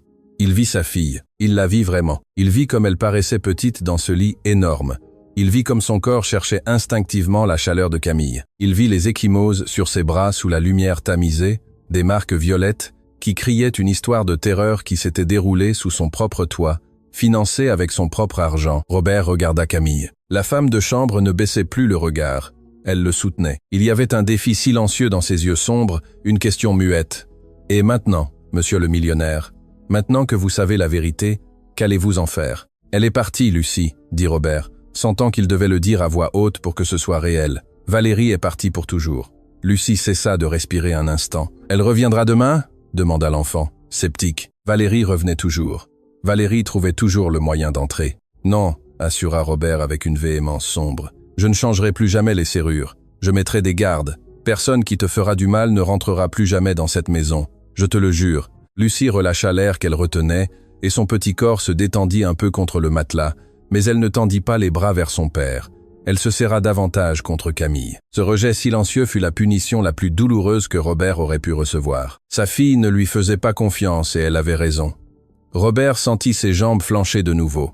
La culpabilité était un fardeau physique insupportable. Il ne pouvait pas regarder Camille d'en haut. Il n'avait pas le droit de les regarder de sa hauteur de maître de maison. Cette hiérarchie était fausse. Dans cette chambre, la seule qui avait l'autorité morale était la femme à l'uniforme taché, le repentir. Lentement, Robert fit quelque chose qu'il n'avait jamais fait dans sa vie d'adulte, pas même à l'église, pas même devant la tombe de sa femme. Il plia les genoux, il se laissa tomber sur l'épais tapis à côté du lit, ignorant la douleur de l'impact, ignorant que son pantalon de tailleur italien s'étirait et se froissait contre le sol. Il se retrouva à la hauteur des yeux de Lucie, à la hauteur des mains de Camille. Il se fit petit, il se fit humain. Camille ouvrit les yeux avec surprise. Jamais, en ses années de service dans de multiples maisons riches, elle n'avait vu un patron s'agenouiller devant une employée. « Monsieur Robert, levez-vous, s'il vous plaît. Ce n'est pas nécessaire, » murmura Camille, mal à l'aise par la rupture du protocole social. « Non, » l'interrompit Robert, la voix brisée par un sanglot qu'il ne put plus contenir. « Ne me demandez pas de me lever, Camille. C'est la seule place où je mérite d'être. » Robert baissa la tête. Les larmes commencèrent à tomber sur ses mains entrelacées, tachant les poignets de sa chemise de soie. Il pleura en silence au début, puis avec des spasmes douloureux qui secouaient ses larges épaules. Il pleura la honte d'avoir été aveugle avec des yeux parfaits. Il pleura le temps perdu. Il pleura la douleur qu'il avait permise. Lucie entendit les pleurs. Le son des pleurs d'un homme adulte est terrifiant pour un enfant, mais il est aussi révélateur. L'enfant lâcha une main de Camille et tâtonna le bord du lit, cherchant l'origine du son. « Papa pleure ?» demanda Lucie, confuse. Valérie lui avait dit que les hommes puissants ne pleuraient pas, que son papa était de pierre. Camille regarda l'homme brisé au sol et ensuite l'enfant. Son cœur, qui était immensément noble, ne garda aucune rancune. Elle comprit que le repentir de Robert était sincère. « Oui, mon amour, ton papa est triste, » dit Camille doucement. « Parfois, les grands aussi se trompent et ont besoin de pleurer pour se nettoyer de l'intérieur. » Robert leva les yeux. Il avait les yeux rouges et gonflés. Il regarda Camille. Il ne vit pas la femme de chambre. Il vit la mère dont sa fille avait besoin. « Pardonne-moi, » dit Robert. Il ne s'adressa pas à Lucie d'abord, mais à Camille. Il savait que pour atteindre sa fille, il devait d'abord valider sa protectrice. « Pardonne-moi, Camille. Je t'ai humiliée, je t'ai accusée, je t'ai traitée comme une délinquante alors que tu étais la seule loyale dans cette maison de mensonges. » Camille soutint son regard. Elle aurait pu profiter du moment pour lui reprocher, pour lui dire « Je vous l'avais dit. pour exiger une augmentation. Mais Camille ne fonctionnait pas ainsi. « Vous n'avez pas à me demander pardon à moi, monsieur, » dit-elle avec dignité. « Je suis adulte, je supporte, je sais qui je suis, et Dieu sait ce que je fais. » Mais elle, Camille caressa les cheveux de Lucie. Elle est une enfant. Elle s'attendait à ce que son héros la sauve, et son héros était trop occupé à regarder l'heure. Les mots furent des couteaux, mais Robert les accepta. C'était la vérité. « Tu as raison, » murmura Robert. Il se tourna un peu sur ses genoux pour faire face au visage de Lucie. Il avait peur de la toucher. Il avait peur que s'il la touchait, elle recule comme elle l'avait fait avec Valérie. « Lucie !» Et sa voix trembla. « Princesse !» Lucie tourna la tête vers sa voix. Son expression était un mélange de curiosité et de prudence. « Papa, pourquoi Valérie me frappait ?» demanda l'enfant avec cette honnêteté brutale des innocents. « Je suis méchante ? Je suis une entrave, comme elle disait ?» Robert sentit le cœur se déchirer. Il prit de l'air, essayant de stabiliser sa voix. « Non, mon amour, non, pour l'amour de Dieu, non !» dit Robert, rapprochant sa main tremblante pour effleurer la joue de sa fille. Lucie ne se recula pas, mais resta immobile, tendue. « Tu es la meilleure chose qui me soit arrivée dans la vie. Tu es parfaite. Le méchant, c'était moi. J'étais l'entrave parce que je n'ai pas su voir à quel point elle était méchante.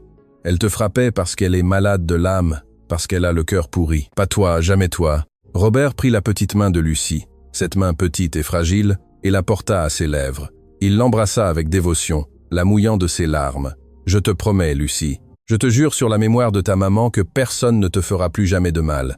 Jamais plus je ne te laisserai te sentir seule. Je serai là, je vais apprendre. Je ne sais pas encore comment être le papa dont tu as besoin. J'ai oublié, mais je vais apprendre. » Lucie sentit les larmes de son père sur sa peau. Elle sentit le tremblement de ses mains et, pour la première fois depuis longtemps, elle sentit la vérité. Les enfants aveugles développent un radar spécial pour le mensonge. Ils entendent les changements de ton, sentent la tension musculaire. Et à ce moment, Lucie ne sentit qu'un homme repentant qui l'aimait désespérément. Lentement, l'enfant retira son autre main de l'étreinte de Camille et tâtonna l'air jusqu'à trouver la tête de Robert. Ses petits doigts s'emmêlèrent dans les cheveux de son père. « Ne pleure pas, papa, » dit Lucie. Camille dit que quand on pleure, les yeux se lavent et on peut mieux voir. Robert laissa échapper un rire étouffé entre ses pleurs. Il regarda Camille à travers ses larmes. La femme souriait légèrement, un sourire triste, mais plein d'espoir. Camille dit la vérité, dit Robert en regardant la femme de chambre avec une profonde gratitude. Camille a toujours dit la vérité. Robert s'essuya les yeux avec le dos de la main et respira profondément. Il était toujours à genoux, mais il se sentait plus fort que jamais. Il regarda Camille et lui tendit la main. Ce n'était pas la main du patron qui donne un ordre, ni la main de celui qui donne un pourboire. C'était la main d'un homme qui demandait de l'aide, à égalité. « Camille, je ne peux pas faire ça seul », admit Robert, se débarrassant de son dernier gramme d'arrogance. « Je ne sais pas ce qu'elle aime manger. Je ne sais pas quelles histoires elle aime. Je ne sais pas comment calmer ses cauchemars. Je vous ai besoin, non pas comme employé. Je vous ai besoin comme partie de ceci, comme partie de la famille. » Camille regarda la main tendue de Robert. Elle regarda ses doigts fins et soignés, si différents des siens, mais elle vit la sincérité dans le geste. « Mademoiselle Lucie ne mange pas de choses vertes et cuites. Elle les aime crues et croquantes, » dit Camille doucement, sans prendre la main encore, mais commençant à l'éduquer. Elle aime les histoires où les dragons ne meurent pas, mais deviennent amis des princesses. Et pour les cauchemars, elle a juste besoin de savoir qu'il y a quelqu'un à côté qui ne partira pas. Robert hocha la tête, absorbant chaque mot comme si c'était la leçon d'affaires la plus importante de sa vie. « Enseignez-moi » demanda-t-il. « Enseignez-moi à être père, Camille.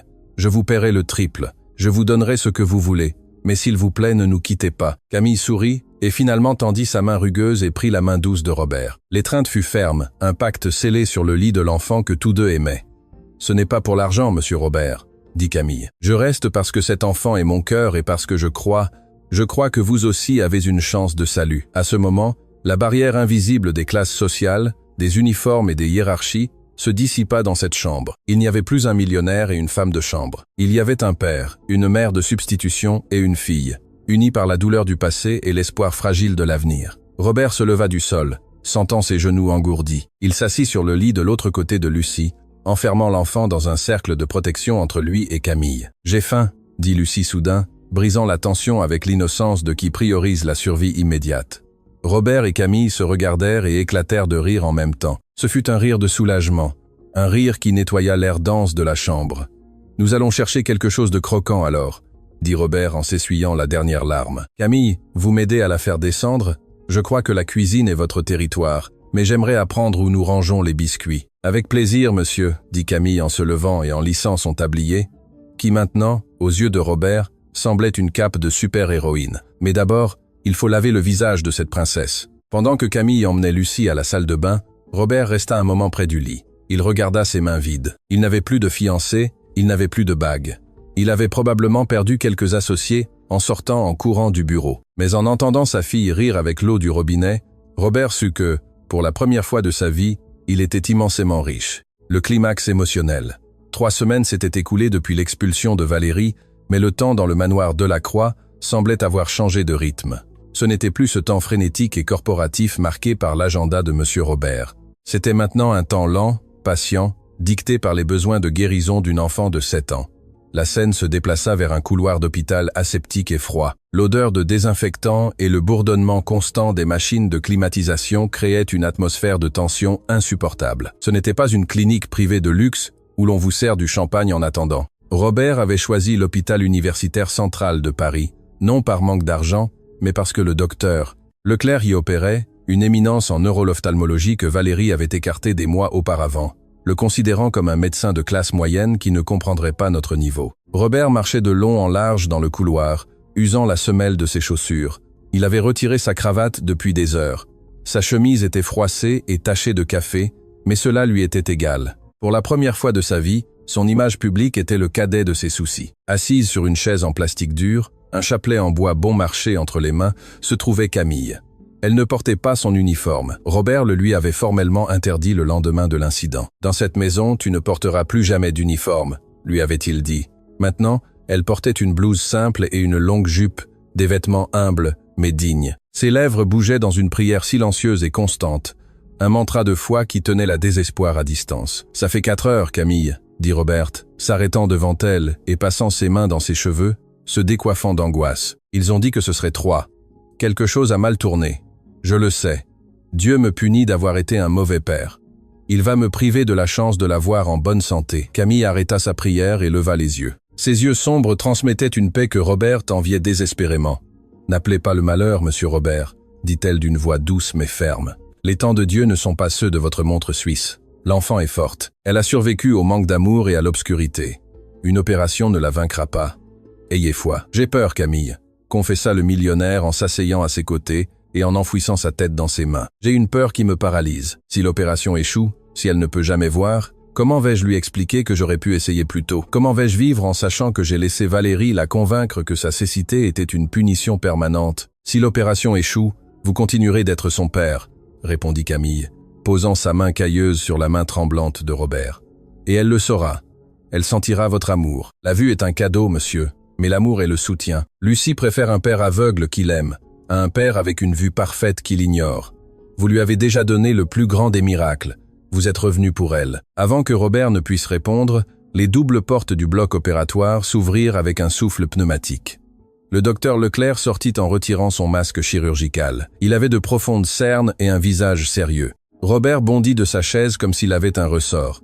Camille se leva lentement, serrant le chapelet contre sa poitrine. « Docteur ?» Robert ne put même pas formuler la question. Le mot s'étrangla dans sa gorge sèche. Le médecin soupira et les regarda tous les deux. Il ne fit aucune distinction entre le millionnaire et l'ex-femme de chambre.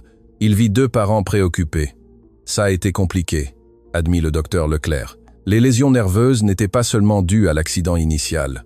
Le stress chronique et, le traumatisme émotionnel que l'enfant a subi avait créé une pression intraoculaire psychosomatique très sévère. Le corps de Lucie rejetait la vue parce qu'elle associait le fait de voir à la douleur. Robert ressentit un pincement de culpabilité si aigu qu'il dut s'appuyer contre le mur pour ne pas tomber.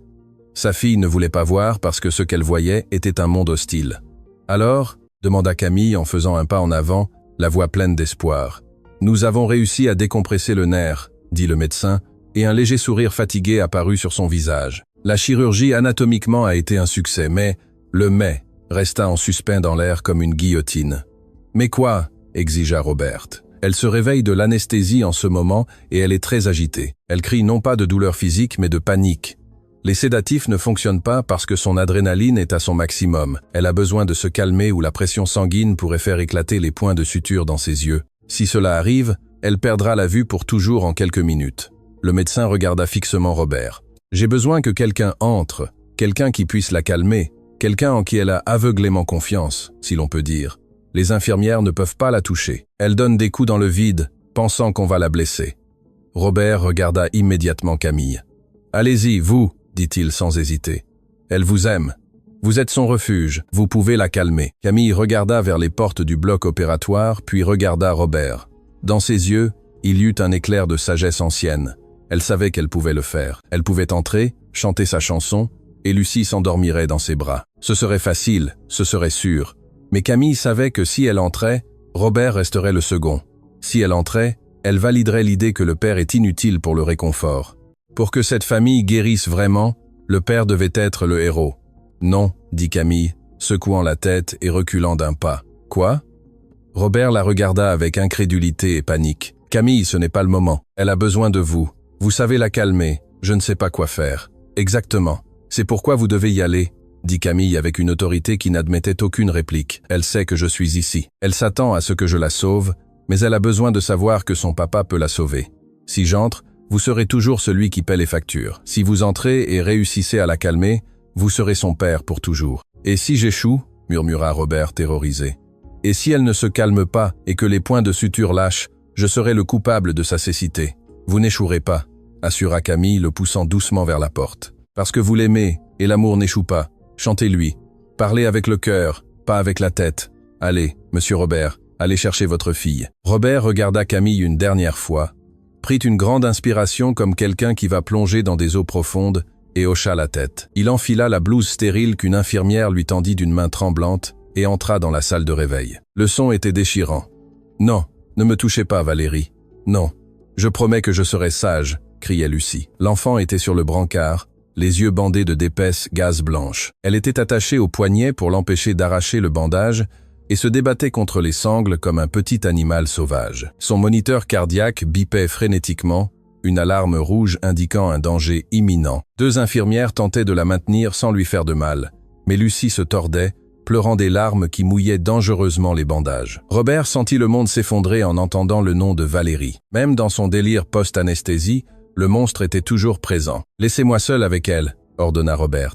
Sa voix sortit plus forte qu'il ne s'y attendait. « Monsieur, c'est dangereux si elle bouge trop », commença à dire une infirmière. « J'ai dit de me laisser seul », hurla Robert sans quitter sa fille des yeux. « Sortez ». Les infirmières, intimidées, se retirèrent, laissant la porte entr'ouverte.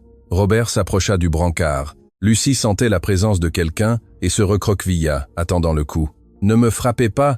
gémit l'enfant. Robert ravala le nœud dans sa gorge, se pencha sur elle, mais ne la toucha pas. Il se rappela ce que Camille lui avait appris. D'abord la voix, puis le toucher. « Lucie !» commença à chanter Robert. Sa voix était fausse, grave, rien à voir avec la douce voix de soprano de Camille. Il chantait la berceuse qu'il avait entendue à travers la porte pendant des semaines. « Dors, ma petite, mon rayon de soleil, que les anges te gardent et que je sois là. » Lucie resta paralysée, cessa de lutter contre les sangles, tourna la tête vers le son. « Papa ?» demanda-t-elle, haletante. « Oui, ma vie, c'est papa. » Robert continua de parler, baissant le ton jusqu'à le transformer en un murmure hypnotique. « Valérie n'est pas là. Valérie est partie. Les monstres sont partis. Tu es à l'hôpital. Le docteur a réparé tes petits yeux. J'ai mal, j'ai peur. Il fait tout noir. » sanglota Lucie. Mais son rythme cardiaque commença à ralentir. « Je sais, mon amour, je sais.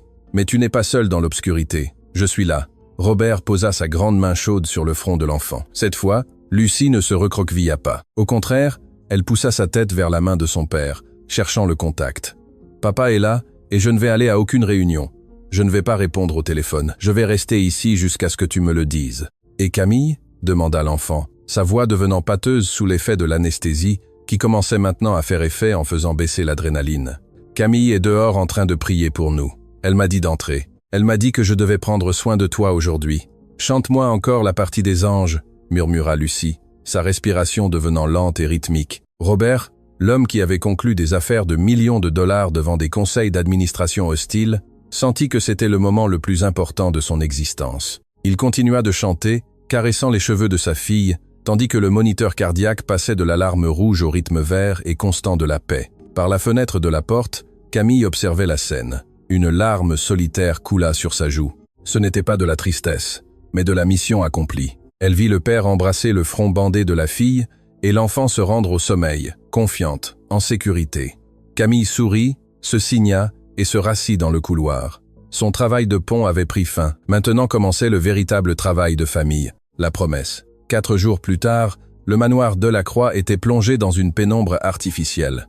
Tous les rideaux étaient fermés sur ordre du médecin. C'était le jour de retirer les bandages. L'ambiance dans le salon principal était électrique. Il n'y avait pas d'invités, pas de presse, pas de fête, seulement les essentiels. Robert, Camille, le docteur Leclerc et, en fond, le personnel de service qui, après le départ de Valérie et la nouvelle attitude de Robert, avait radicalement changé son comportement, montrant maintenant un respect sincère et craintif envers l'enfant qu'ils ignoraient auparavant. Lucie était assise dans un grand fauteuil de velours. Elle avait ses lunettes de soleil foncé préparées sur ses genoux. Robert était agenouillé devant elle, lui tenant les mains. Camille était debout juste derrière le fauteuil, une main sur l'épaule de l'enfant, son encre physique habituelle. « Es-tu prête, Lucie ?» demanda le docteur Leclerc en préparant les ciseaux chirurgicaux pour couper la gaze. « J'ai peur, papa », confessa Lucie, serrant les mains de Robert. « Quoi qu'il arrive, Lucie, rien ne change », dit Robert en la regardant intensément, même si elle ne pouvait pas encore le voir. « Si tu vois, ce sera merveilleux, et si tu ne vois pas, ce sera merveilleux aussi, parce que nous avons les uns les autres. Je n'ai pas besoin que tu vois pour t'aimer. Je t'aime entièrement tel que tu es. » Ces mots furent la clé finale. Pendant des années, Lucie avait senti que sa cécité était un défaut, quelque chose qui la rendait moins. Entendre son père dire qu'il l'aimait avec sa cécité lui enleva le poids de la performance. « Je suis prête », dit l'enfant avec courage. Le docteur procéda. Le bruit des ciseaux coupant la gaze sembla s'amplifier dans le silence de la pièce. Tour après tour, le bandage blanc tomba au sol comme la peau morte d'un serpent. « Garde les yeux fermés », instruisit le médecin. « Maintenant, ouvre-les très lentement. La lumière va te gêner. » Lucie serra les paupières. Elle tremblait. « Ouvre les yeux, mon amour. Je suis là, » murmura Robert. Lentement, Lucie sépara ses paupières. Au début, la lumière tamisée de la pièce lui sembla une explosion blanche et douloureuse. Elle cligna rapidement des yeux, larmoyante. « Ça me brûle », se plaignit-elle. « C'est normal. »« C'est normal ?» dit le médecin. « Essaye de te concentrer. » Lucie cligna de nouveau des yeux. Le monde blanc et flou commença à prendre des formes, des taches de couleur, des ombres qui bougeaient. Ce n'était pas une vision parfaite de haute définition. C'était un monde aquarelle, diffus et nébuleux, mais il y avait quelque chose.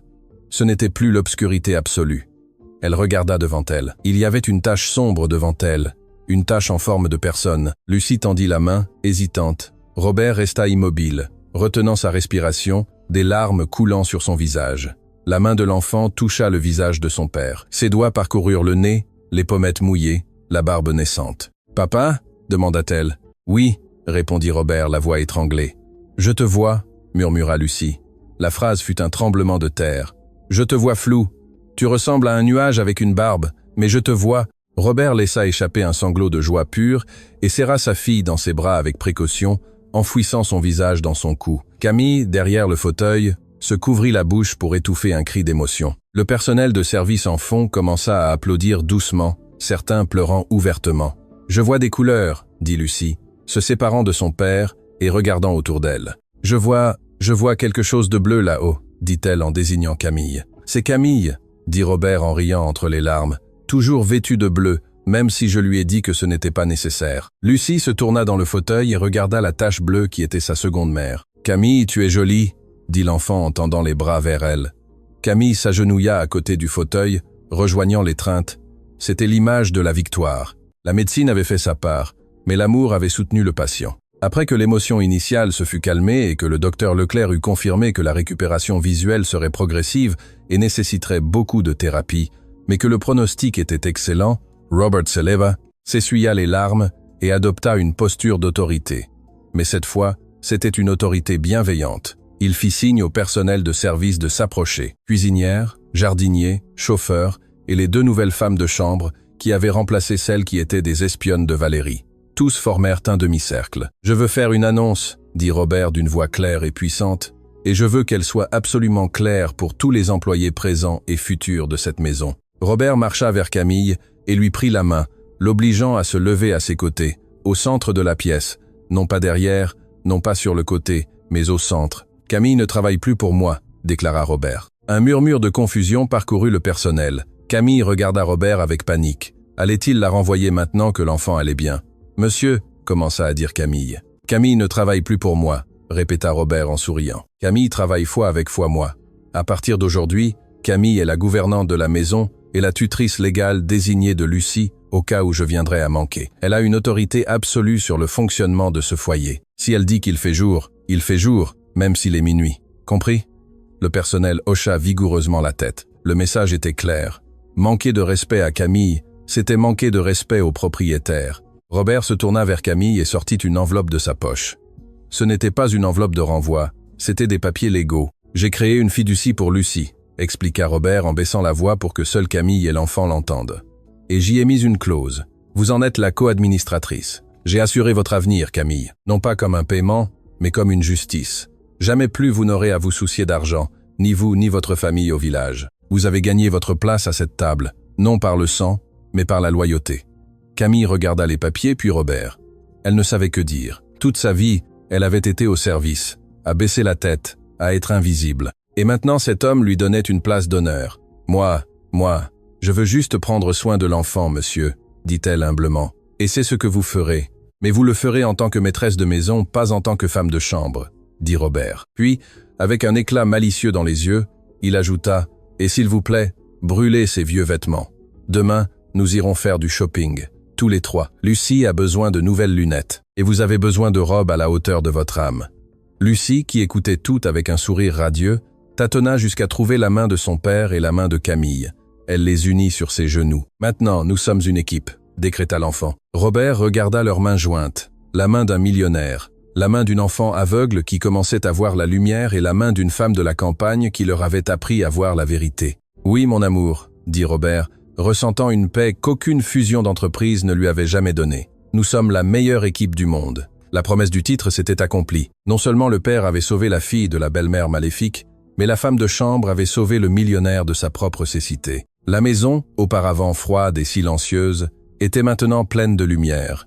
Non seulement celle qui entrait par les fenêtres, mais celle qui rayonnait de ses habitants. La résolution finale et épilogue, sous-partie 1, la chute du masque. 3 mois après l'opération, le scénario changea radicalement.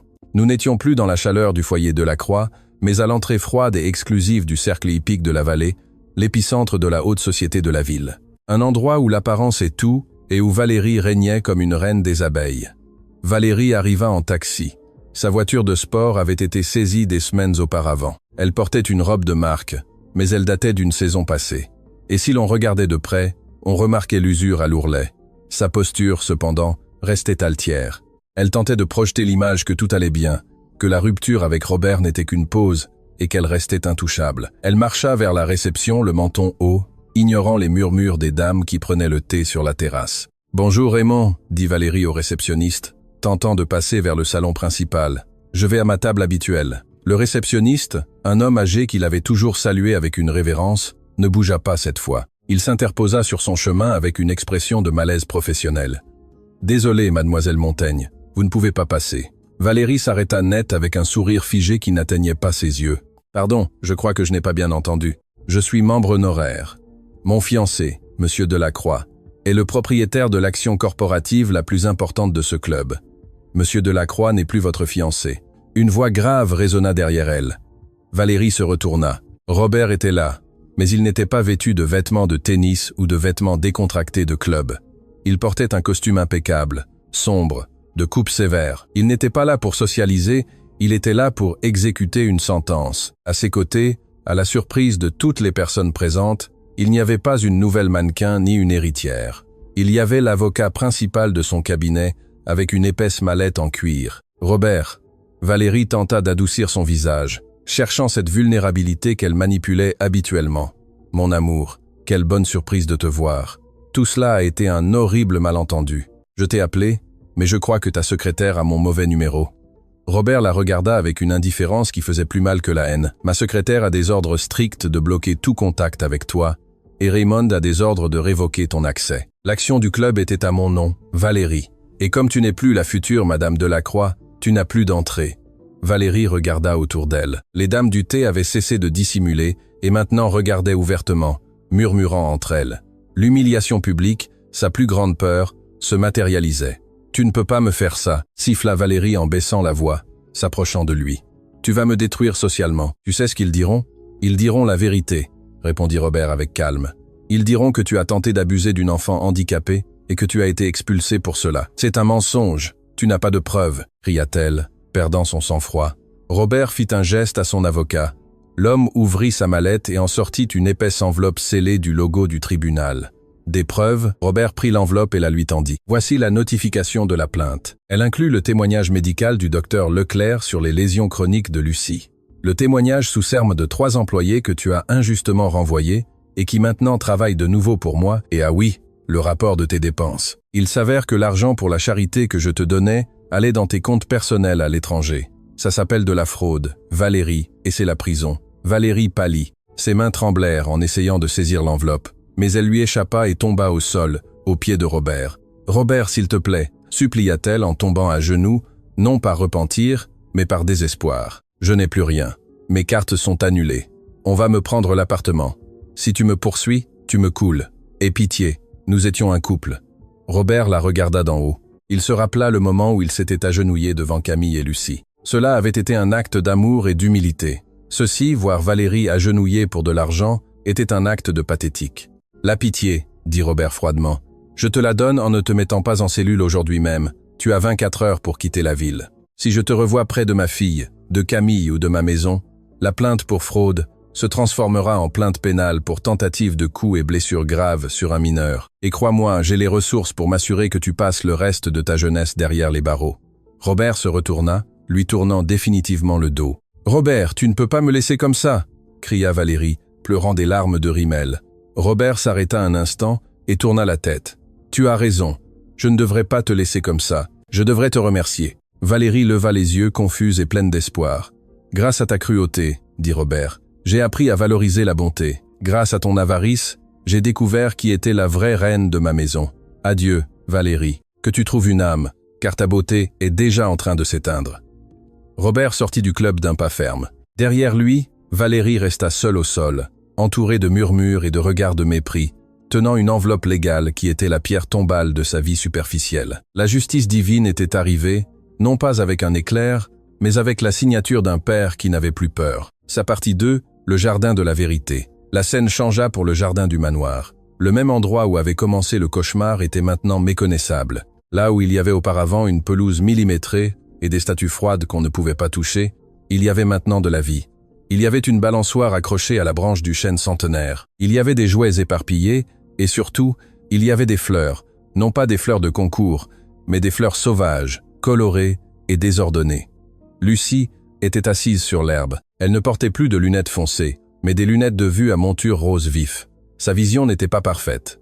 Elle voyait toujours le monde un peu flou, comme un tableau impressionniste. Mais elle voyait les couleurs et c'était suffisant. Camille était à ses côtés, les mains pleines de terre, lui apprenant à transplanter des impatiens. « Sans la racine, ma petite, » disait Camille en guidant les mains de Lucie, « tu dois la traiter avec douceur pour qu'elle prenne dans la nouvelle terre. Si tu la serres trop fort, elle a peur et ne pousse pas, tout comme les personnes. » Robert observait la scène depuis la terrasse, une tasse de café à la main. Il ne portait plus de costume. Il portait un pantalon de lin et une chemise retroussée. Il avait l'air plus jeune, plus vivant.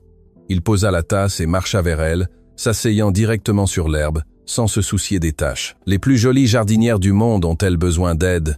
demanda Robert. Lucie leva la tête et sourit.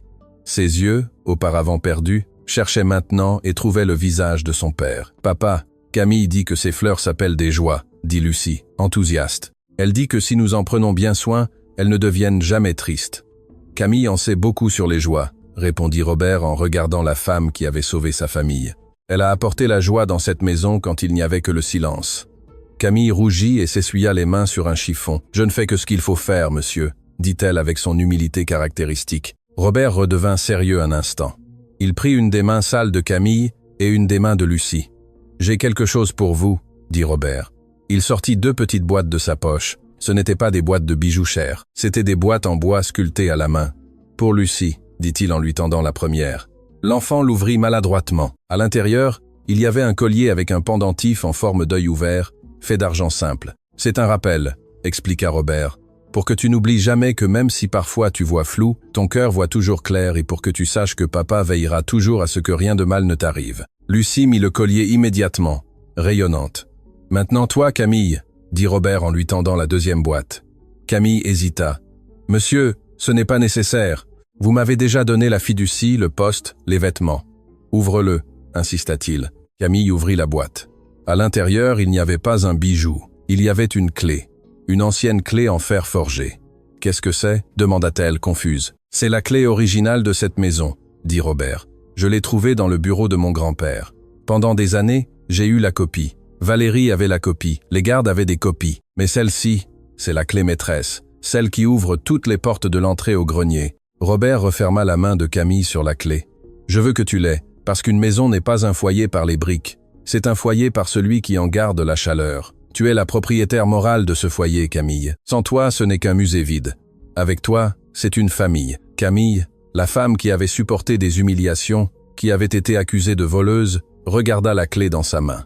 Elle pleura, mais cette fois ce n'était pas des larmes de douleur ni d'impuissance, c'était des larmes d'appartenance. « Je promets de prendre soin de vous », dit-elle d'une voix brisée. « Je promets que cette clé n'ouvrira jamais la porte au mal. » Lucie se jeta sur eux, les embrassant tous les deux, les salissant de terre, créant un amalgame de rires et de larmes sous le soleil du crépuscule. Sous-partie 3. Épilogue. 1 an plus tard. L'écran s'estompe au noir, et un texte apparaît, 1 an plus tard.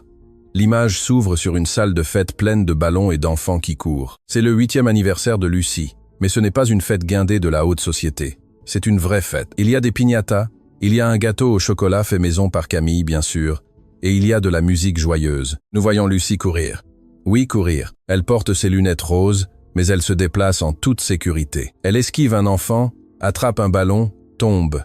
Mais au lieu de rester au sol terrorisée en attendant de l'aide, elle se lève seule, secoue ses genoux et continue de rire. C'est une enfant libre. À une table latérale, Robert sert des rafraîchissements aux parents des amis de Lucie. On le voit détendu, plaisantant. Un homme s'approche de lui. C'est un ancien associé en affaires. « Robert, je te vois changer », dit l'associé. « Tu t'es beaucoup éloigné du cercle des affaires. On dit que tu as refusé la fusion avec les Japonais pour partir en vacances à Disney avec ta fille et la gouvernante. Tu n'as pas peur de perdre ton statut ?» Robert Surrett. Il regarde où Lucie souffle les bougies du gâteau avec Camille à ses côtés, tenant le plateau et chantant plus fort que quiconque. « Statut ?»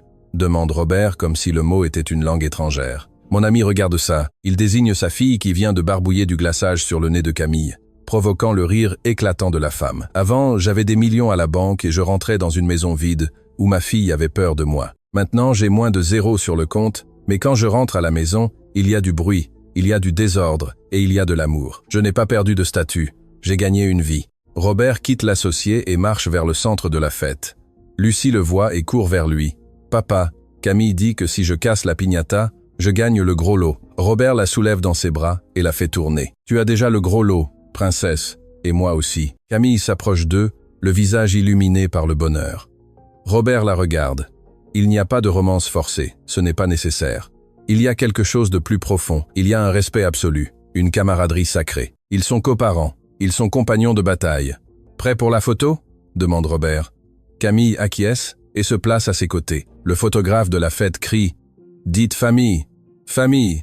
crient les trois à l'unisson. Le flash de l'appareil photo se déclenche, figeant l'instant. L'image se transforme en une photographie en noir et blanc sur la cheminée. La caméra s'éloigne lentement de la photo. Nous voyons la pièce en silence, mais c'est un silence chaleureux. Il y a des jouets au sol. Il y a un pull de Robert sur le canapé à côté d'un châle de Camille. La maison respire. Voix off de Robert, pensée finale. Je croyais qu'être aveugle, c'était ne pas voir la lumière, mais je me trompais. Être aveugle, c'est voir les personnes et ne pas reconnaître leur valeur. Ma fille a retrouvé la vue, mais c'est moi qui ai vraiment appris à voir. Et ce que je vois maintenant est parfait.